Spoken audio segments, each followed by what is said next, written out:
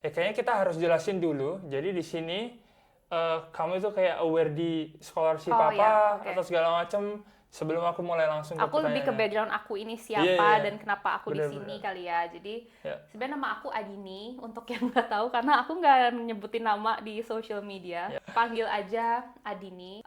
Aku orang Indonesia yang sekarang tinggal di Belanda udah 4 tahun. Baru 4 tahun, bisa dibilang udah 4 tahun, bisa dibilang baru 4 tahun, tergantung perspektifnya. Awalnya aku kesini studi, jadi aku itu dulu sekolah biomedis Di S1 Indonesia. di Indonesia.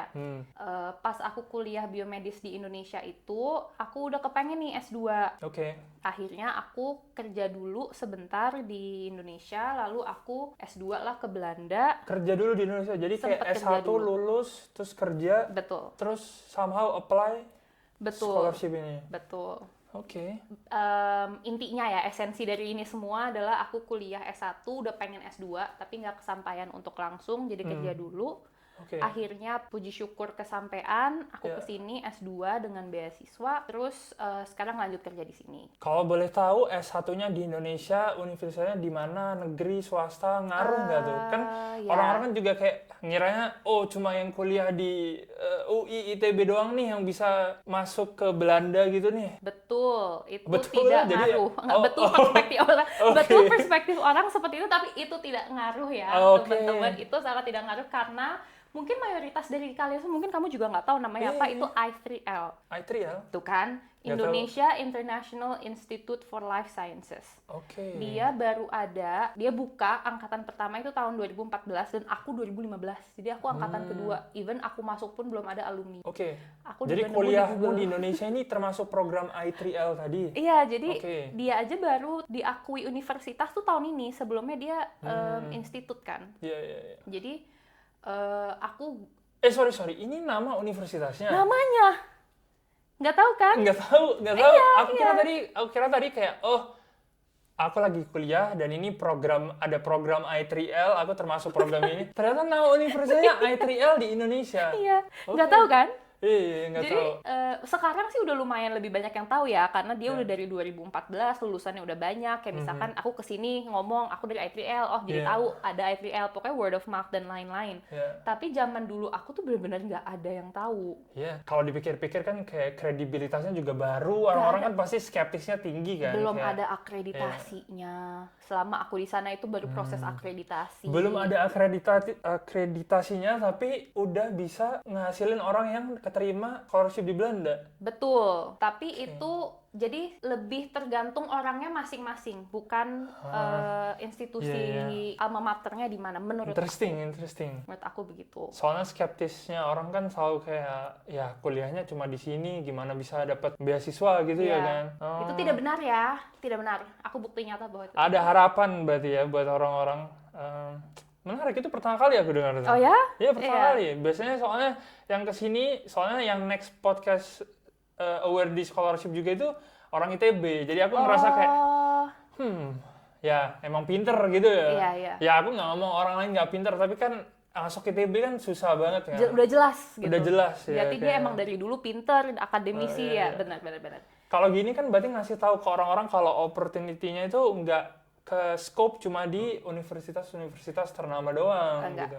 Cuman, jadi gini, aku tuh kan S1 harus tesis ya, harus ada magang. Kalau di aku tuh magang sama tesis tuh beda. Oke. Magang sendiri, tesis sendiri. Dan Iya. tesis itu harus magang lagi, jadi beberapa kali magangnya. Oke. Menurut aku itu salah satu yang bikin aku stand out dibanding applicant-applicant lain. Exactly. Jadi, aku pakai si kekurangan aku di I3L ini. Kan nggak ada yang tahu ya I3L itu siapa? Nggak ada. Nggak ada yang tahu.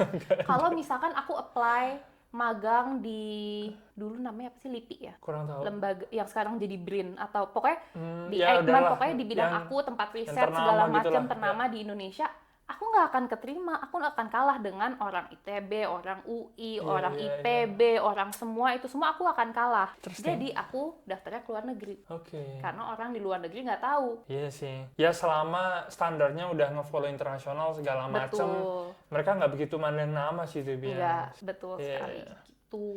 Oke, kita udah terlalu excited dengan Iya. backgroundnya. Jadi aku mulai aja ke pertanyaan pertama, mungkin kita bakal nge-touch beberapa hal yang juga ngebahas background. Oke. Cuma pertama, kenapa tiba-tiba pilih Orange Tulip Scholarship ini? Atau milih sekolahnya dulu, terus milih scholarship-nya, atau gimana tuh? Aku milih ke programnya dulu. Programnya Jadi kan dulu. aku S1 biomedis. Di Ya. S1 aku itu ada penjurusannya lagi.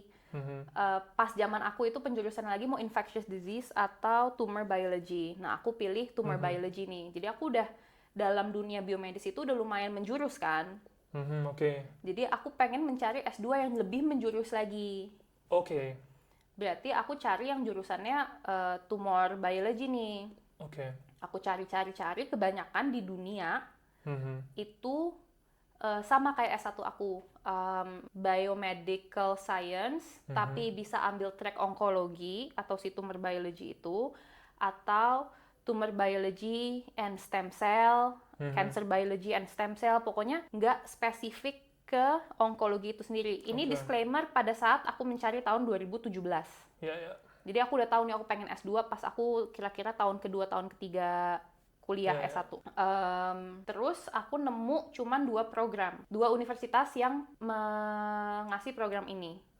Yang offline ya, karena Melbourne Uni tuh offer juga tapi online. Oke. Yang offer itu cuman Stanford University sama VU Amsterdam. Full Amsterdam. Iya, Namanya full?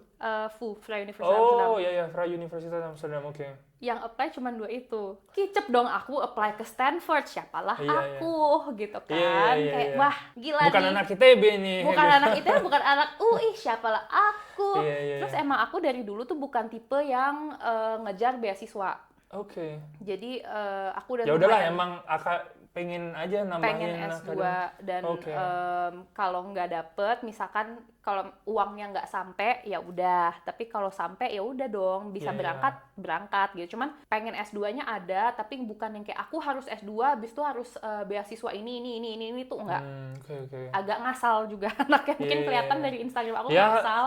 ya mungkin nggak terlalu terstruktur pengen beasiswa segala macam, tapi Enggak. seenggaknya tujuannya emang align sama yang lu pengen kan. Betul. Ya. Terus ya udah, karena yang offer itu cuma 2, aku daftar dua-duanya.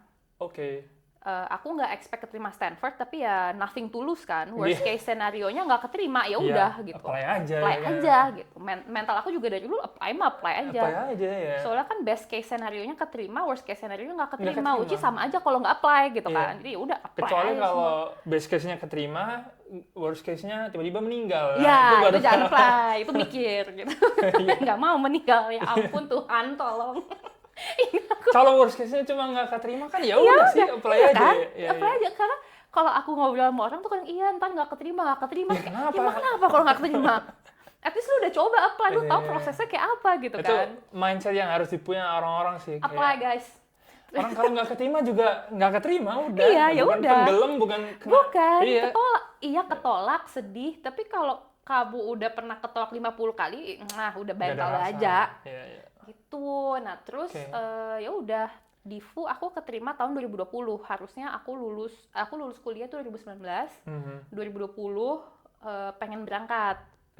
Tapi nggak dapet beasiswa dan COVID segala macam, ekonomi turun, oh nggak mampu nih. Oke. Mungkin kalau dipaksa mampu-mampu aja, tapi aku nggak mau kan.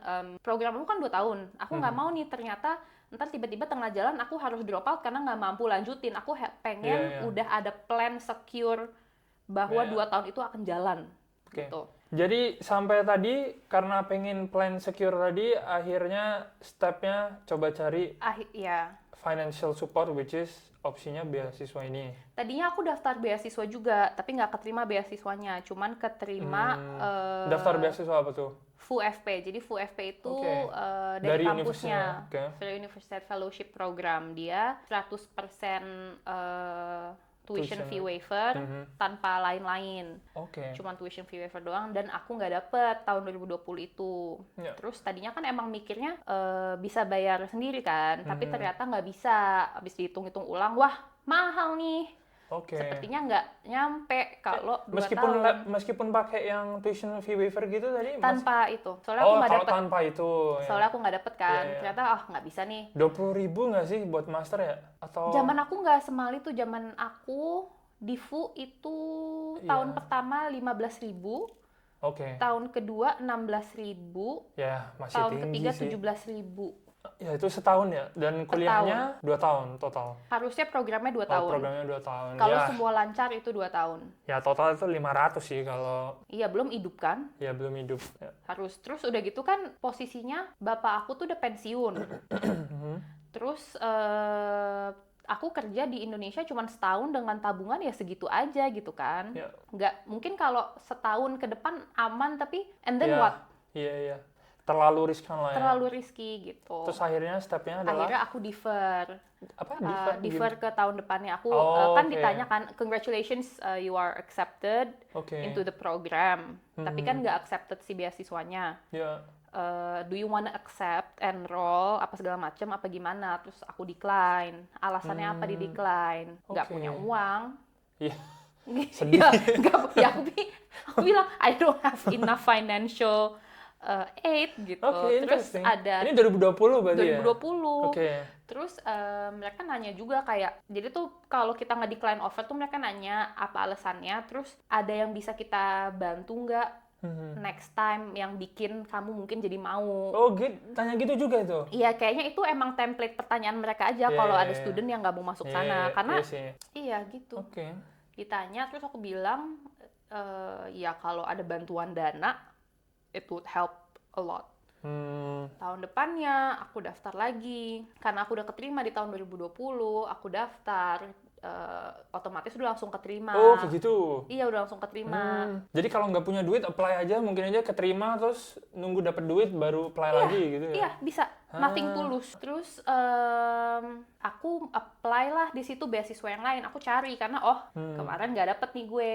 Iya, iya. Dari gue nggak dapet sampai sekarang gue apply lagi, yang nambah di CV gue itu cuman kerjaan gue. Oke, chance gue lebih gede, tapi kalau gue apply di universitas yang sama kan GPA gue tidak berubah nih. Iya, iya. Gue harus main strategi kan, kira-kira beasiswa apa nih yang akan menerima gue. Ternyata gue cari-cari, ini juga yang lumayan orang tanya, nyari beasiswa di mana Iya. segala macem. Iya. Aku bukan yang nyari beasiswa dulu terus programnya, tapi aku programnya dulu kan. Jadi tuh di mayoritas website Universitas Belanda kalau klik programnya, biasanya ada tuition fee, kayak tab tuition fee gitu, bisa diklik di situ. Terus ya udah, harganya berapa, ntar biasa ada link beasiswa atau apa. Nah, aku taunya dari situ. Tapi itu di website universitas kan? Di website universitas. Ini sekarang beasiswanya beda, bukan yang sebelumnya FUE apa gitu? Bukan, jadi dia itu kerjasama sama si OTS, Orange Tulip Scholarship ini. Oke. Beasiswa aku itu gabungan antara FUFP dan Orange Tulip Scholarship. Jadi formerly known as FUFP-OTS. Oke. Jadi kayak patungan tuh berdua atau nggak tahu gimana ceritanya. Jadi intinya mostly caranya berarti berdasarkan program terus lihat aja link yang available buat beasiswa ya. Betul, soalnya kan ada beberapa orang yang nggak sepiki itu sama programnya kan. Dia emang cuman pengen kuliah udah, di luar. beasiswa, kuliah di luar. Kalau programnya masih yang penting dalam bidang yang sama, nggak harus spesifik itu nggak apa-apa kan, berarti approach-nya beda lagi dong. Dia bisa cari beasiswanya dulu yang nge-cover apa segala macam, programnya mengikuti atau apa. Cuman aku specifically mau program yang itu. Oke. Pertanyaan selanjutnya, tadi udah dijawab tuh. Dia jadi milih programnya dulu di FUE tadi dan lewat link. Kebetulan ini namanya FVUP dan /OTS. Ya. Untuk preparation application-nya, apa sih yang mereka value banget itu? Segampang itu, maksudnya ya nggak gampang, maksudnya dokumennya udah bisa kita siapin semua segala macam atau kayak ada yang butuh pengalaman lah, kayak lu bilang lu udah kerja segala macam, apakah itu ngaruh lah? Atau mostly yang orang-orang denger cuma ternyata IELTS doang kayak gitu? Kalau specifically FUFP OTS yang aku daftar kemarin, itu nggak banyak minta. Dia minta motivation letter sama CV. Jadi sebenarnya there's nothing much you can do karena ya udah, you just need to make a motivation letter that reflect kamu orang seperti apa gitu dan kenapa mereka harus nerima lu gitu. Tapi CV lu udah ada pengalaman kerja, jadi itu sebenarnya ngaruh juga nggak? Menurut gue ngaruh. Gue nggak tahu kalau untuk beasiswa ini specifically ngaruh apa enggak, tapi kalau orang nanya ke gue mau S2 itu kerja dulu apa enggak, gue selalu jawab kerja dulu. Karena pas gue S2 pun, kan gue ada magang. Ya. Anak-anak S2 lain di kelas gue tuh banyak yang kalah saing sama gue buat dapat magang karena gue punya pengalaman kerja. Ya, ya. Gitu. Kalau boleh tahu kerjanya di Indonesia kan waktu itu? Di Indonesia. Kerjanya gimana tuh waktu itu? Dulu, tinggal di Jakarta kan di BTW atau di mana? Di Jakarta. Kamu dari Jakarta juga? Enggak, aku dari Gresik. Oh, kakek aku orang Gresik loh. Really? Dia Beneran lahir orang di Gresik? Bener, lahir di Gresik. Oh, oke. Terus gedenya ke Jakarta. Iya, iya. Kebanyakan asap soalnya di Gresik. Gitu. Nah, jadi aku dulu zaman COVID tuh kerja di lab COVID. Di lab COVID, namanya Di lab COVID. laboratorium COVID, salah satu laboratorium COVID yang besar di Jakarta. Kayak funded by government gitu? Enggak, swasta. Oh, dan bisnisnya lebih ke ya medicinal buat COVID. Buat PCR aja itu. Oh, buat PCR. PCR, aja. antigen gitu-gitu. Dulu aku orang yang di balik layar yang ngerjain PCR-nya. Oke. Terus aku kerja jadi itu sekitar 6 bulan, terus aku dipromot menjadi koordinator. Ya udah. BTW, soalnya kalau aku lihat orang Indonesia apply kerja itu mereka selalu bilang kayak susah dan segala macam gitu loh. Sedangkan kalau aku lihat kamu tadi kan universitas baru segala macam, I3L yang orang-orang nggak tahu. Itu cara dapet nge-land opportunity buat dapat kerja itu gimana sih? Apa karena sebelumnya pernah magang juga waktu lagi kuliah yang ngebantu ada pengalaman segala macam, atau apa tuh rahasianya? Kayaknya itu juga lumayan kan karena untuk lo dapet beasiswa ini kebantu dengan CV lo yang udah berpengalaman kerja tadi juga kan? Bener. Kayaknya itu sebuah kayak semacam snowball effect aja gitu loh. Pertama banget menurut gue, orang Indonesia itu kurang pede dengan skill mereka. Oke. Mereka kurang bisa, ini boleh ngomong kasar nggak? Boleh. Mereka kurang bisa nge-bullshit apa yang mereka punya supaya it looks good, supaya it looks tempting for the employer to hire them. Ini buat orang Belanda ini perlu banget nih. Ya kan? Iya. Nggak usah Belanda, dimanapun deh. Soalnya menurut gue, gue lumayan bisa nge-bullshit tentang skill gue tanpa overselling. Ya, oke. Karena ada orang yang overselling kan. Gue bisa ini, gue bisa ini, gue bisa ini, gue bisa ini. Ujung-ujungnya pas udah di-hire, nggak bisa apa-apa. Iya sih. Iya. Menurut gue penting banget lo bisa tahu strength lo di mana, lo kasih tahu itu, dan lo kasih tahu juga, tapi gue nggak bisa ini ya. Lo tahu nih dari awal gue nggak bisa ini, gue udah bilang. Gitu. Itu yang kayaknya bikin gue lumayan bisa dapet dari satu tempat ke tempat lain, terus akhirnya ini menggulung. Jadinya di kedepannya gue lebih pede lagi, gue lebih bisa, lo lihat lah track record gue gitu. Iya. Oke. Jadi surprising aja, gue tuh selalu dengar kayak dia lulusan universitas negeri lah, tapi cari kerja susah segala macem. Tapi sebenarnya masalah intinya nggak selalu harus di situ ya. Enggak, dan emang susah. Iya, gue dapet kerja, tapi lo tahu nggak gue ditolak berapa kali? Kan gitu. Ya mindsetnya yang pertama tadi ya, kayak ya udahlah, kalau worst case-nya cuma nggak keterima ya apply aja 100. Bener. Orang nggak keterima juga nggak kenapa-kenapa. Bener. Ya, Waktu gue daftar magang pas kuliah, itu kan gue daftar ke luar negeri. Karena gue yakin di Indo nggak ada yang mau nerima gue. Kalau emang buka lowongan, pasti mereka nerima dari UI, ITB, UGM, segala macam PTN ternama gitu kan. Gue I3L mah apa gitu. Gue apply aja, gue tuh bisa kirim. Gue beneran ngetokin pintu satu-satu. Gue cari emailnya, gue email tuh orang, gue kasih tahu gue interested, gue stok ininya mereka, gue interested ngerjain projectnya mereka karena begini. Ini CV gue. persis banget. Gue dulu kayak gitu. Gue tiap tipe beda company, beda orang, kan? Gue ganti omongan gue biar lebih spesifik ke menjurus whatever they're doing gitu. Bener, dan lo emang mengemis kan, lo minta, bukan it's not going to land on your lap gitu, emang harus dikejar kalau menurut gue. Nulis cuma CV doang dan letter general itu enggak banget. Mungkin bisa, tapi chance-nya kecil. Chance-nya sangat kecil, dan di sini kita ingin menambah chance. Betul. Oke. Itu penting banget tuh. Aku udah sering banget kasih ke orang. Dia kayak nge-share CV, nyebar CV segala macam, but kayak lu juga nggak punya pengalaman segala macam. Lu harus stand out more, which is ya tadi lu nge-bullshit lewat letter lu yang harus lebih spesifik lagi, ngomongin orang yang ngapain segala macam. Jangan nulis tentang yang terlalu generik juga gitu. Oke, keren juga. Terus buat scholarship ini tadi lu bilang cuma CV dan letter.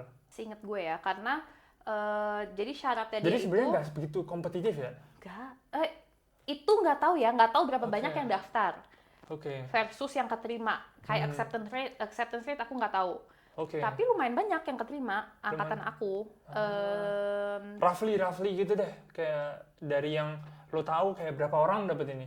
Kalau gua expect lebih dari 5, berarti itu nggak sekompetitif itu. Karena itu cuma satu universitas ya. Maksudnya dari golongan studi lu juga. Kira-kira lebih nggak dari 5 orang yang dapet itu? Yang gue tahu di kampus gue 5, persis exactly 5. Tunggu hitung dulu. Di kampus lo, berarti Ya, soalnya kayak OTS kan banyak tuh beda-beda kampusnya. ini. Beda-beda jurusan atau? Beda-beda jurusan. Oke. Orang mana tuh? Indonesia semua. Gua yakin pasti ada yang nggak Indonesia. Jadi harusnya lebih dari 5 itu. Iya. Oke. Satu universitas punya orang Indonesia 5 itu udah cukup tinggi sih menurut aku. Dari spesifik FUFP OTS. Iya benar-benar. Jadi chance-nya tinggi juga ya sebenarnya. Lumayan. Ya, oke. Lumayan. Dan sebenarnya kenapa dia bilang itu cuman motivation letter dan CV, Ya. itu karena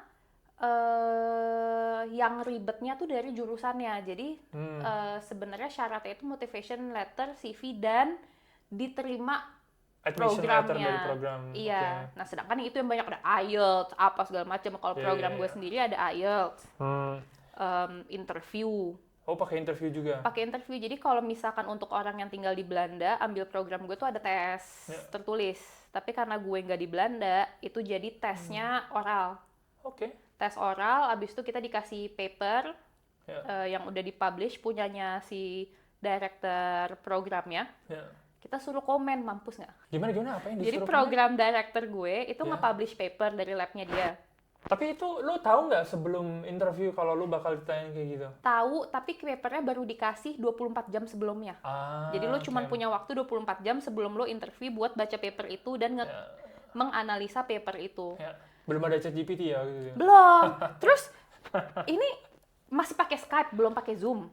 Oke. Sumpah, masih pakai Skype. Gue Skype lah. Udah mana internet di Indo suka ada kan, deg-degan banget tuh, aduh ya Tuhan tolong please wifi-nya jalan dong, please wifi-nya jalan gitu kan. Udah tuh oral, langsung sama dia ada program koordinator sama program director ya, ngetes oral gue tentang ya materinya lah. Ya. Terus nextnya kan kita udah ngasih kamu paper, kita minta kamu untuk kasih komentar tentang paper itu apa yang kurang. Langsung ke program directornya yang authornya. Jadi ini papernya seorang PhD, aku assume berarti? Kayaknya sih seorang PhD. Terus kita sebagai yang orang non PhD harus nge-komen apa yang kurang. Iya, dan itu aku nge-komennya ke program directornya yang dia itu tuh sebenarnya ngedesain si programnya ini, dan even dia bukan author ya, dia co-author yang corresponding author yang paling belakang itu kepala labnya, nah itu dia. Cukup Jadi emang modal pede. Kayaknya itu strategi yang bener deh. Mending cari program dulu daripada beasiswanya dulu. Karena kalau lu ada passion, ada keinginan masuk programnya, akhirnya kalau dapet challenge kayak gini, lu jadi lebih pede atau lebih ngeh lah buat ngejawab. Kalau lu ngincer beasiswa dulu dan tiba-tiba dapet pertanyaan yang random dari expertise tuh or whatsoever, kan jadi kelihatan ngarang atau segala macem gitu kan juga. Kayak strateginya bakal lebih susah deh menurut aku. Lebih susah, tapi kalau emang orangnya segitunya pengen scholarship, harusnya berarti dia itu ya. Personally aku bakal pilih ini sih. Program dulu terus ini. Kayak semua program di Belanda ada deh, master. Aku mau apply master pun aku lihat selalu ada. Jadi kayak nggak begitu susah gitu loh cari beasiswa. Tapi rata-rata yang susah itu karena orang pengen yang full cover dengan living cost. Itu susah. Oh ya. Itu susah. Karena gimana pun mahal kan. Iya. Oh ya tadi yang lu bilang kan nggak cover tuition-nya, tapi living cost-nya Enggak. Jadi aku dapat juga. Jadi kalau ada namanya Holland Scholarship Program. Ya ini nge-touch selanjutnya berarti ya. Ternyata lu apply double scholarship karena lu masih merasa living cost-nya nggak cover nih. Betul. Jadi Holland Scholarship Program itu udah nggak ada. Dia ganti nama. Jadi Netherlands NL Scholarship. Bukan HSP lagi. Dia itu kerjasama dengan kampus-kampusnya. Ada list kampus-kampus di websitenya Nuffic Neso, mana aja yang kerjasama bareng NL Scholarship itu kan. Salah satunya adalah FU. Jadi untuk lo dapetin NL Scholarship itu, yang punya the one that has a say in who gets the scholarship is the university. The scholarship committee dari each university-nya, bukan dari Nufik Neso atau si annual scholarship ini. Oke. Jadi ini di programnya juga nih? Di kampusnya. Di kampusnya. Tapi kelihatan nggak waktu apply programnya, lu lihat ada 2 nih, ada OTS, ada NL Scholarship juga? Di gue kelihatan. Tapi kayaknya nggak di semua universitas setransparan itu website-nya. Setahu aku NL Scholarship itu ada di semua universitas. Itu kayak partially funded by government. Bener. Buat nge-attract more international aja. Benar. Yang penting bukan EU bukan Nationals. ya, bukan EU Nationals. Ya kalau ada EU Nationals tiba-tiba denger podcast Indonesia, gue kaget sih. Siapa tahu orang Indonesia yang paspor Belanda. Ya ngapain dia apply Yeah. scholarship? Orang udah murah banget. Iya.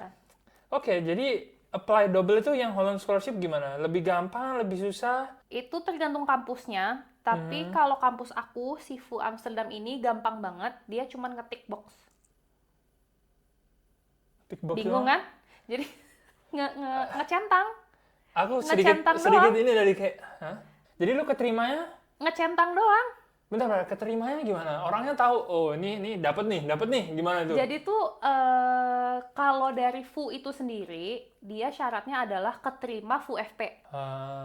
Jadi kayaknya karena udah programnya lu keterima, terus yang VU FP-nya keterima, most likely ya tick box aja, gue juga mau nih duit nih, gitu. Iya, jadi dia cuman bilang top students yang dapat VU FP itu bisa dapat HSP. Nggak semua yang dapat VU FP itu bisa dapat HSP.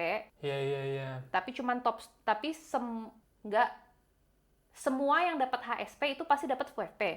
Ya. Tapi nggak semua yang dapat VU FP dapat HSP. ya. Karena HSP itu cuman a few of the top people yang dapat VU FP itu. Ya. Jadi kalau lo daftar VU FP, itu ada questions di boxnya, kan semua lewat portal kan, lewat dashboardnya VU.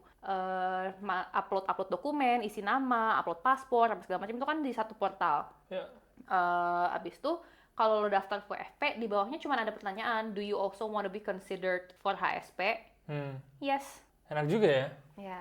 Enak juga. Tapi lu bilang tadi ini mostly yang top dari VU, yang apa sih tadinya? VU FP, susah banget deh pronunciation namanya. VU FP. Itu mungkin diseleksi lagi terus dapat HSP. Ya, jadi nggak semua yang dapat VU FP tuh dapat Ya, HSP ini. gue jadi interested sebagus apa sih motivational letter lo. Jadi mungkin bisa di-share tuh insight apa sih nulis motivation letter yang bagus itu kayak gimana sih? Kayak apakah gue harus ngomongin tentang gue siapa atau lebih ke passion gue terhadap programnya atau apa sih yang lo tulis sebenarnya di situ? Gue nulis 2 motivation letter berbeda. Satu pas gue submit dan gue nggak keterima VU FP, dan satu yang gue submit di tahun berikutnya dan gue keterima. Oke. Jadi kalau untuk gue personally kan, kalau lo nge-google cara bikin motivation letter itu banyak banget kan, dan kadang contradicting gitu loh. Yang satu bilang gini, yang satu bilang gini, yang satu bilang gini. Jadi kayaknya itu semua tergantung program lo. Dulu gue punya teman yang apply ke NYU, keterima, dia motivation letternya itu bagus banget dan dia bikin sebuah cerita dan karangan tentang dirinya. Tapi dia jurusannya art. Make sense. Gue jurusannya onkologi. Gue pertama bikin kayak gitu nggak keterima. Kayaknya mereka pengen yang jebret. Iya. Kenapa gitu? Nggak usah banyak cerita-cerita karangan-karangan. Atau bisa jadi juga karena karangan gue jelek. Ya kan? Kan ada orang yang bisa mengarang, ada yang nggak bisa. Mungkin gue nggak bisa mengarang. Ya, tapi yang berhasil waktu itu yang jebret. Yang jebret straightforward. Karena menurut gue, it's a scientific world. Whoever's picking out siapa yang dapat scholarship-nya is also a human being who goes to work, who actually wanna get shit done. Why not make it easier for them? Let me just show it to them why they should hire me or why they should pick me. Jadi yang lu tulis lebih jebret-jebretnya kalau dibeberkan tentang jebret itu tentang pengalaman gue dan kenapa mereka harus ambil gue. Jadi sebelum gue nulis motivation letter itu, of course gue akan ngestok sih scholarship ya dong, dia tuh tujuannya apa? Karena kan kalau si Nufik Neso itu, ini udah lama ya, gue nulis ini di 2021 awal. Jadi correct me if I'm wrong atau ternyata salah atau gimana. Tapi seingat gue, salah satu poin yang mereka suka itu adalah mereka pengen menghubungkan education system di Belanda dengan negara-negara yang agak kurang. Oke. Gitu. Emang kurang ya. Ya ada yang kurang, ada yang bagus ya. Iya.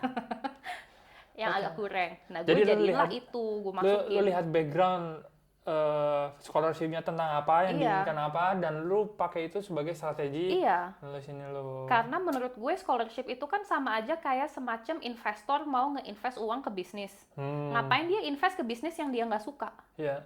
Pertanyaan 3 terakhir adalah, mungkin orang-orang juga pengen tahu kan, kayak di Belanda itu semahal apa sih? Jadi karena tuition lu udah di cover nih, terus lu dapet Holland Scholarship. Holland Scholarship ini dapat berapa, dan kalau sehemat-hematnya seorang mahasiswa bisa hidup di Belanda itu cukup nggak pakai Holland Scholarship? Atau berapa sih di Belanda itu? Sehemat-hemat frugal gitu. Ya nggak harus frugal ya. Pokoknya ya nggak eating out, dining out. Oh, oke. Tiap minggu aja kan, ya kita kan harus mindful juga kan. Ya, Masak segala macam. betul. Aku dapat pas zaman aku ada 2 opsi. Dapatnya 5.000 atau 10.000. Itu nggak termasuk misalkan programnya 2 tahun jadi dapatnya 10.000 gitu, nggak. Beneran pokoknya di awal doang either dapat 5.000 atau 10.000. Cuman setahu aku sekarang NL scholarship itu cuma offer 5.000. Di zaman aku 2021 itu nggak cukup Buat 1 tahun, of course. buat 1 tahun, apalagi 2 tahun. Oke. Apalagi sekarang Oke. pasti nggak akan cukup karena nominalnya sama, tetap 5.000. Kalau strateginya emang fully dependent living cost-nya dari Yes. ini ya. Jadi harus ada resources lain. Apakah tabungan, apakah kerja, apakah orang tua. Ya. Tuh, kalau aku sendiri itu kemarin ada bantuan sedikit dari orang tua yang tadinya emang mau aku pakai buat kesini tanpa beasiswa kan. Ya. Dan tabungan aku waktu aku kerja di Indonesia, dan mulai tahun kedua aku di sini aku mulai part time. Oke. Berapa sih kalau tahu waktu student itu ngabisin duit berapa sih buat lu waktu itu? Sebagai student pengeluaran lu sebulan berapa deh? Biar orang tahu juga deh. Jadi gue anaknya agak inces. Oke. Nggak mau. Sering ngeluarin ini, sering belanja atau gimana? Enggak. Inces itu apa? Incesnya lebih kayak aku nggak mau sharing rumah. Oke, itu arti inces. Oke. Aku mending medit di yang lain, tapi aku nggak mau sharing rumah. Alright. Nggak apa-apa, aku rumahnya sepetak, tapi Ya. kamar mandi fully punya aku, dapur fully punya aku, kamar fully punya aku, meskipun kasur aku cuman 1 langkah dari kompor. Ya. Itu aku nggak apa-apa, karena aku anaknya itu lumayan malesan, tapi at the same time aku respect orang. Jadi kalau aku sharing rumah, of course I would wanna keep the common area clean, ya kan? Tapi aku mager, jadi might as well aku di my own Sendiri. little box. Jadi kalau misalkan aku habis makan, aku taruh di wastafel, aku nggak ntar mau lah langsung bersihnya. cuci, Ya. aku santai, aku nggak kepikiran, nggak enak, nggak ada pas segala macam gitu. Jadi itu agak lumayan pricey dibanding orang. Tapi karena itu student housing, itu tahun pertama itu lumayan murah. Waktu itu aku dapat harganya di 579 euro per bulan. Studio. Ada kamar mandi. Ada kamar mandi, dapur dalam. Ada dapur. Ada dapur, karena 500? studio. Gila, Amsterdam? Amsterdam. Nah, orang-orang Tapi biasanya nggak percaya. 2021. Ya oke. Sekarang pas aku cek, ada berita, aku nggak tahu ya ini bener apa enggak, karena itu cuma lewat di timeline Instagram, aku cuma kayak, terus nggak aku kulik lagi karena udah nggak relevan buat aku, itu starting from 729. Itu tuh biasa tetap make sense. Tetap make sense. Di Amsterdam loh itu dia bilang, itu murah loh. Ya aku selalu bilang ke orang-orang, ya pasti mahal kalau kalian nyarinya yang mahal, tapi selalu ada opsi. Soalnya dulu aku pilih yang jalur lebih murah lagi, which is kamar. Ya. Jadi kayak nggak punya kamar mandi, nggak punya ini, Ya, segala macam sharing. Ya kalau mau kan silakan ada. Nah ini studio 500, jadi ya pasti kamar ada yang 400 kayak gitu. Ada. Dulu aku 500, udah gitu pakai tuslah. Jadi bukan orang Eropa bisa apply subsidi bantuan dana buat tempat tinggal. Bisa kalau di atas umur 23. Iya. 23 atau 21 gitu? 21 ya? Zamanku 21. Oke. Oh iya, 21. Aku Ya. waktu itu umur 23. Ya.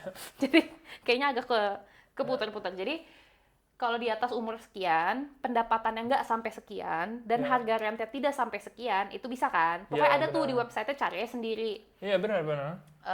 Aku dapat refund sekitar 200-an euro per bulan. Jadi aku cuma bayar 370 euro sebulan. Ya mahalan yang bayar kamar ya. Malah bayar kamar. Ya. Tapi jadinya Coba tuh 300 dikali 12 bulan. Itu aja udah berapa? 3.000. 3.600. Ya 4.000 lah. Ya, let's say 4.000 lah kasarannya. 4.000. Sedangkan scholarship-nya 5.000 waktu itu ya. 5.000. Berarti cuma 1.000 makan selama 12 bulan. Iya, nggak mungkin kan? Pernah sepelit-pelitnya gue pernah nih coba eksperimen. Ya. Sepelit-pelitnya gue seminggu gue groceries berapa sih? Berapa? 10 euro pernah gue. Anjir. Seminggu. Beli apa tuh? Chicken wing di AHA yang tinggal masukin oven? Enggak, roti keju doang. Roti keju, oke. Sefrugal itu gue pernah coba. Siang malam gue makan roti keju. Lu bayangin. Gue waktu itu 30 euro bisa lah. Itu lebih mending. Gue beli yang chicken frozen, beli telur yang 30 biji Itu langsung. tahun berapa? Itu tahun 2021 tahun Ah, 2020-nya. ya. Itu masih lumayan murah kan? Begitu 2022, gue roti keju pun 10 euro udah nggak dapet buat seminggu. Kita sebenarnya udah ngejawab semua, jadi kita summarize saja. Dari mulai pertanyaan pertama, gimana caranya Kak Dini ini nemu Orange Tulip Scholarship itu. Jadi dia pilih programnya dulu, terus kebetulan di situ juga ada link buat apply 2 scholarship yang berbeda, OTS dan NL Scholarship itu. Ya. OTS yang cover full tuition dan NL ngasih sangu 5.000. Ya udahlah ya, lumayan waktu itu daripada nggak sama sekali. Iya, ya, orang dapet cuma setahun. tinggal ngetik box doang juga kan. Berat. Iya kan? Cuma ngeklik doang. Heran juga, ada nggak ya orang yang bilang, No. nggak usah lah, gue nggak butuh. Iya ya. Coba deh lu. Coba lu apply. Kalau dikasih opsi itu ya, kayak terus mulai dari preparation dia, gimana dia milih programnya dulu, dan cara nembak motivation letter yang bagus, dari yang sebelumnya nggak keterima, terus sekarang jadi keterima waktu itu, dia juga pakai strategi yang berbeda, caranya itu udah kita jelasin juga. Kompetitif dari scholarship-nya juga nggak begitu, karena tahu orang Indonesia ada 5 orang yang dapet di situ juga. Jadi aku assume juga mungkin ada orang non-Indonesia yang juga dapet pasti. Yeah. Jadi ya banyak chance-nya, itu pun dalam satu universitas. Yeah. Jadi kalau kalian apply universitas lain ya mungkin jumlahnya similar lah ya.